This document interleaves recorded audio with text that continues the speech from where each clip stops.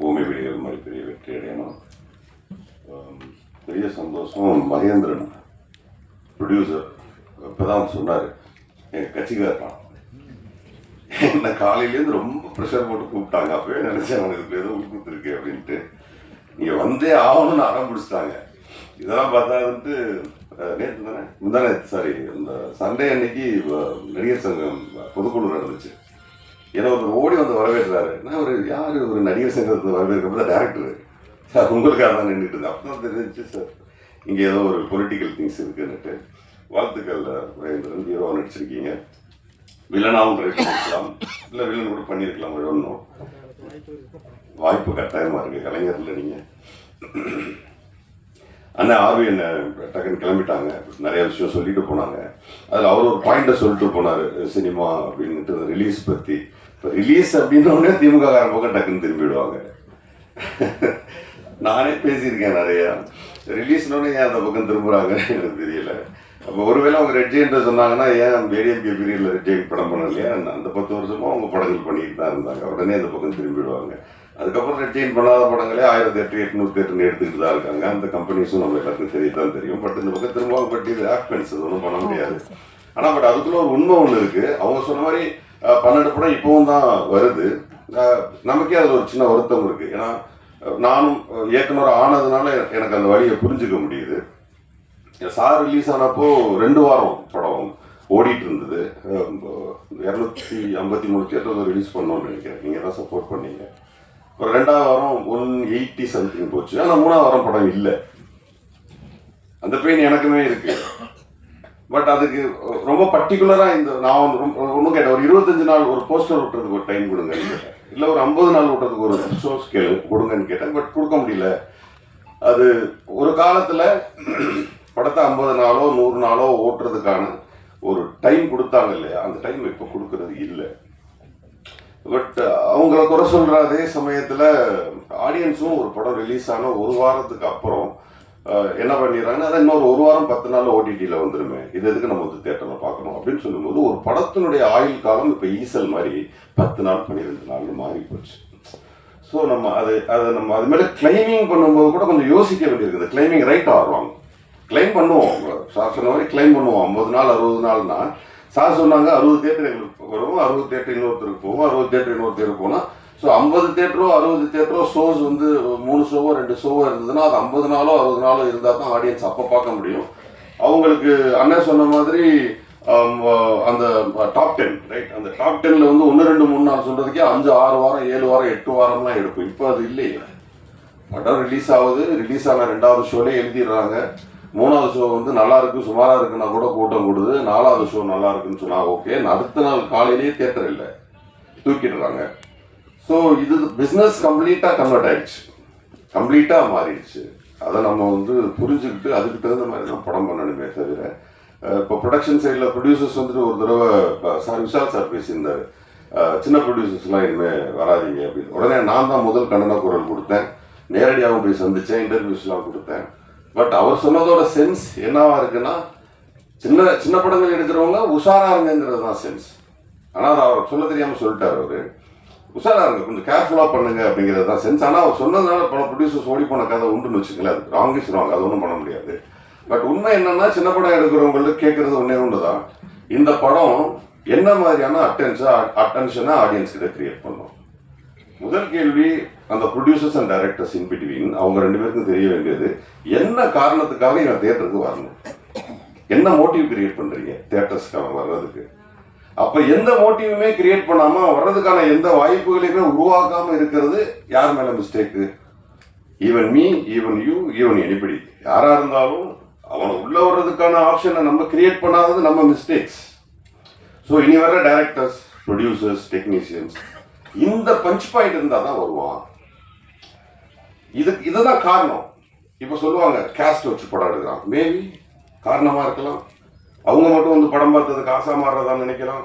Maybe அவங்களுக்கு மட்டுமான ப்ரீச்சிங்காக இருக்கலாம், maybe அவங்களுக்கான முன்னேற்றமாக இருக்கலாம், மேபி அவங்க ரொம்ப நாள் அடிபட்டதுக்கான மருந்தாக இருக்கலாம். Anything happen.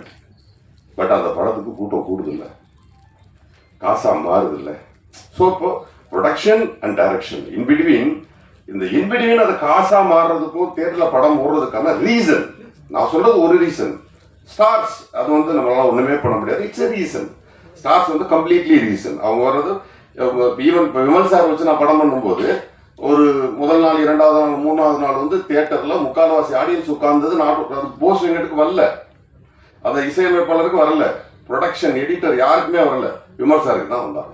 ஏன்னா அவர் களவாணியிலேருந்து அவர் ஒரு ஆடியன்ஸை சமாளிச்சுட்டு இருந்தார், அதுக்காக வந்திருந்தார். ஸோ இப்போ ஹீரோஸ் கொடுக்குற சினிமா என்பது வேறு. ஸோ சினிமா எடுக்க வர்றவங்க ஈவன் இப்போ இந்த படத்துல இதையும் சேர்த்து சொல்லியிருந்தோம். கூடுதலா இப்ப நான் சொல்லிக்கிட்டு இருந்த காரணங்கள்ல இந்த படத்துல ஒண்ணு இருக்கு. பேய் படம், இந்த மாதிரியான த்ரில்லர்ஸ் அண்ட் கொஞ்சம் செக்ஸ் கடந்த படங்கள், சாமி படம், இது யார் நடிச்சாலும் ஓடிடணும் ஒரு கிராமர். ஸோ நீங்க இந்த கிராமர்ல தப்பிச்சுக்கலாம், உங்களுக்கு ஒரு பேசிக் பிசினஸ் வந்துடும். நீங்க அதுல ஹீரோ யாரு வில்லன் யாருன்னு கூட பெருசா பார்க்க மாட்டாங்க. வியாபாரிகள் வந்து கேட்க போகும்போதே அதான் கேட்கறாங்க, எத்தனை சாங் இருக்கு, 5 சாங் இருக்கா, 2 ஃபைட் இருக்கா, இது என்ன காரணம், என்ன ஜானர் படம், த்ரில்லர்னா உள்ள எல்லாம் என்னன்னு போய் நோண்டி பாக்குறது இல்லை. அதுக்கு ஒரு பேசிக் பிசினஸ் இருக்கிறதா நினைக்கிறாங்க. என்னன்னா நமக்கு தெரியும் இது என்ன படம்னுட்டு, ஹிந்தியில தெரியாது, அங்கே ஒரு 10-12 லட்சம் ரூபாய்க்கு படத்தை வித்துருவாங்க. கர்நாடகாவில் தெரியாது, ஒரு 10-12 லட்சம் ரூபாய்க்கு வித்துருவாங்க. இந்த மாதிரி பல்வேறு விதமான மொழிகள்லாம் விற்கிறாங்க. விற்கும் போது ஒரு 25 ரூபா, 30 ரூபா, 50 ரூபா ஒரு பேசிக் பிசினஸ் ஃபிக்ஸ் பண்றாங்க. இப்படி ஏதோ ஒன்னாச்சும் வரும். ஆனா நிறைய பேர் என்ன பண்றாங்கன்னா, இந்த பிள்ளைங்க வந்து வீட்டுல படம் வரையும். ஒரு ஆர்டிஸ்ட் ஒருத்தனை படம் வரைஞ்சா அப்படியே அச்சசலா வரைவான், ஊரே சொல்லுவேன் என்ன பிரமாதமா வரைஞ்சிருக்கீங்க, அது உண்மை. ஆனா வீட்டுல ஒரு குழந்தை தப்பா கிறுக்கும், அப்ப அம்மா சொல்லுவேன் என்ன பிரமாதமா வரைஞ்சிருக்கேன்னு. அந்த மாதிரி நமக்கு நாமே படம் எடுத்து நல்லா இருக்கு நம்ம சொல்லிக்கிறோமே தவிர ஊர் சொல்லணும் அது நல்லா இருக்குன்னு. அப்பதான் அந்த படம் ஓடும். அப்புறம் நான் படம் எடுத்த ஓடல, நான் என்னையும் சேர்த்து தான் சொல்றேன், நான் படம் எடுத்த ஓடலன்னா படம் நல்லா இருந்தா தான் ஓடும். இப்ப படம் நல்ல படம் என்பது வேறு. அது பல விருதுகளை எடுக்கும், 2 படமும் நிறைய விருதுகளை எடுத்துச்சு, அந்த மாதிரி நிறைய விருதுகளை எடுத்துச்சு, அது திருப்தி தரும், அதுதான் தரும்னு எங்களுக்கு தெரியும். பட் பணமாக மாறக்கூடிய திரைப்படங்களுக்கு யார் மேல பிளேமிங் நீங்க வச்சீங்கனாலும் தப்பு. ஈவன் தியேட்டர்ஸ், டிஸ்ட்ரிபியூட்டர்ஸ், ப்ரொடியூசர்ஸ், இவங்க யார் மேலேயும் நீங்க பிளேமிங் பண்ணவே முடியாது. பண்ண சொன்ன மாதிரி ஒரு விஷயம் வேணா பண்ணலாம், எனக்கு அது கொஞ்சம் வருத்தமான விஷயமும் கூட சமீபத்தில் கூட நடந்துச்சு. ஒரு ஸ்டாரோட படம் வருது, உடனே அந்த சமயத்துல வெளியாக இருந்த சின்ன படங்களை பூரா எல்லாம் பின்வாங்கிறத நான் பார்த்தேன். அந்த தேட்ல படம் வருதுன்னு சொல்லிட்டு முதல் நாள் போஸ்டர்ல வருது, பேப்பர்ஸ்ல வருது, ஒரு 10 நாள் பப்ளிசிட்டி பண்றாங்க. ஆனா இல்ல அது பெரிய படம் வருது, ஏன் பின்வாங்குறீங்க? ஏன் பெரிய படம் தோத்தது இல்லையா? பெரிய படம் தோக்குது. சின்ன படங்களை விட அதிகமா தோக்குறது பெரிய படங்கள் தான், அவங்களுக்கு தான் பாதிப்பு அதிகம். ஏன் விட்டு கொடுக்குறீங்க? போராட வேண்டியதானே, படத்தை ரிலீஸ் பண்ண வேண்டியதானே. அதே படத்தை நீங்க லேட்டா ரிலீஸ் பண்ணி ஓடின படம் லிஸ்டே நான் சொல்லுவேன், நீ அன்னைக்கே ரிலீஸ் பண்ணி இருந்திருக்கலாமே. அப்ப என்ன ஆகுதுன்னா, அவங்கள பயந்துட்டு நீங்க வெளியில வரும்போது சார் சொன்ன மாதிரி 150 தேட்டர் 100 தேட்டர் 100 ஷோஸ் 200 ஷோஸ்ன்னு சொல்லிட்டு அந்த ஷோஸ் எல்லாமே அவங்களுக்கு போகுது. தே பிளேட், அவங்க நல்லா விளையாடுறாங்க. ஏன்னா களத்தை நீங்க தான் கொடுத்தீங்க, எதுக்கு களத்தை கொடுக்குறீங்க? நான் ஏற்கனவே ஒரு ஆக்சுவலா இப்போ வந்து ப்ரொடியூசர் கவுன்சில் எல்லாம் சேர்ந்து போய் பேசியிருக்காங்க, டிஸ்ட்ரிபியூட்டர் கவுன்சில் எல்லாமே வந்துட்டு துணை முதல்வர்கிட்ட போய் பேசியிருக்காங்க. டிக்கெட் நிர்ணயம்லாம் நீங்களே பார்த்துக்கோங்க, கவர்மெண்டே இதை போய் பண்ணலாம்ட்டு. இதை நான் கிட்டத்தட்ட 2 மாதங்களுக்கு முன்பு நான் பேசியிருக்கேன். நான் என்ன கேட்கிறேன், முழு அதிகாரமும் யார்கிட்ட இருக்கு? பணம் போட்ட ப்ரொடியூசர்ஸ் கிட்ட இருக்கு. ஆனா நீங்க என்ன பண்றீங்க, 2 கோடி ரூபாய் 3 கோடி ரூபாய் சொத்து தானே ஒரு திரைப்படம். 10 கோடி இருந்தா 10 கோடி ரூபாய் சொத்து தானே உங்க திரைப்படம். உங்க சொத்தை தூக்கி கொண்டு யார்ட்டையா கொடுப்பீங்களா? உங்க நிலத்தை யார்ட்டையா கொண்டு கொடுப்பீங்களா? யார் பேர்லயா எழுதி வைப்பீங்களா? உங்க வீட்டை யார் பேர்லயாவது எழுதி வைப்பீங்களா? படத்தை மட்டும் ஏன் இன்னொருத்தன் பேர்ல எழுதி வைக்கிறீங்க? என்ன பயம் உங்களுக்கு? என்ன பயம்? படம் எடுக்கிறவனுக்கு 10 கோடி ரூபாய் போட்டு படம் எடுக்கக்கூடிய தைரியம் இருக்கு உங்களுக்கு. தியேட்டரை பிடிச்சி படம் ரிலீஸ் பண்ண தெரியாதா? அப்ப நீங்க பிசினஸ் கத்துக்காம வந்திருக்கீங்க உள்ள. பிசினஸ் தெரிஞ்சுக்கிட்டு வாங்க. 10 கோடி 15 கோடி 5 கோடி 8 கோடி 3 கோடி என்ன வேணா போடுங்க, வாங்க. இவர் படம் எடுக்கிறாரா, அசிஸ்டண்டா ஒர்க் பண்ணுங்க. ப்ரொடக்ஷன் பண்றாரா, அவர் கூட ப்ரொடக்ஷன்ல ஒர்க் பண்ணுங்க. டிஸ்ட்ரிபியூஷன்ல கத்துக்கங்க, அப்புறம் வாங்க சினிமாவுக்கு. அப்புறம் தோத்து போயிட்டு அழுகிறதுல எந்த பிரயோஜனமும் கிடையாது. கத்துக்கங்க. எனக்கு ஆசையா இருக்கு, டிஸ்ட்ரிபியூஷன் கத்துக்க போறேன், பண்ண போறேன், சீக்கிரமே பண்ணுவேன். தோக்குறேன்னு ஜெயிக்கிறேன்னு பண்ணணும். டிஸ்ட்ரிபியூஷன்ல தான் பிரச்சனை வந்து நின்றுது கடைசியா. அதை யார்த்தையாவது கொடுக்க வேண்டியிருக்கு. நம்ம அவ்வளவு சிரமப்பட்டு ஒரு படத்தை ரெடி யாரை கொடுத்துட்டு கெஞ்ச வேண்டியிருக்கு. ஏன் கெஞ்சணும்? இனி வரும் காலங்களில் ப்ரொடக்ஷன் பண்றவங்க படத்தை எடுத்துட்டு நீங்களே ரிலீஸ் பண்ணுங்க. ஏன் யாருக்கு முன்னாடி ஓடுறீங்க? அப்புறம் திமுக பண்ணுச்சு, அதிமுக பண்ணுச்சு. அவர் யாரெல்லாம் இங்கே பண்ணலை. உங்கள் பயம் உங்கள் கண்ணுக்கு முன்னாடி நிற்கிறதெல்லாம் பூதம் மாதிரி இருக்கு. பயப்படாமல் படம் பண்ணுங்க, செய்யுங்க. இந்த திரைப்படம் பற்றிய வாழ்த்துக்கள். எல்லாருக்கும் வணக்கம். நான் தான் மனஸ்வி.